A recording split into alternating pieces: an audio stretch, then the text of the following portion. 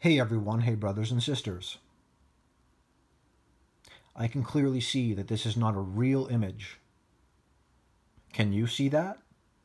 Because much of the world doesn't see that. This person here admits that it is Photoshop because it's has to be. And in 2002, Blue Marble 2.0, NASA's Rob Simon made this. And it had wide appeal too. For example, it ended up as the default background on the iPhone. I didn't even know until I bought an iPhone. Indoctrination through your iPhone. And turned it on and kind of did a little happy dance. Simon's job is... It's primarily taking data and making pictures out of it. That's what this is. A composite of data sets from several different instruments translated into a picture. He's admitting that it's not a real picture.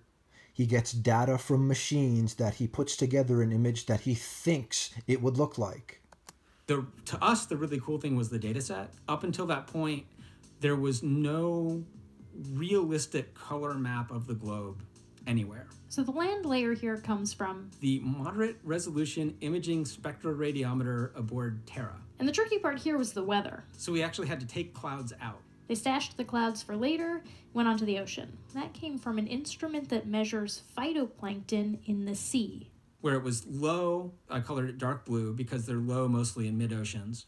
And then where it was a little bit higher, it was like a little bit brighter green. Then add the clouds back in. There's a small problem with it because there's a very slight gap in between each orbit. So some of those are painted on. It is photoshopped, but it's has to be.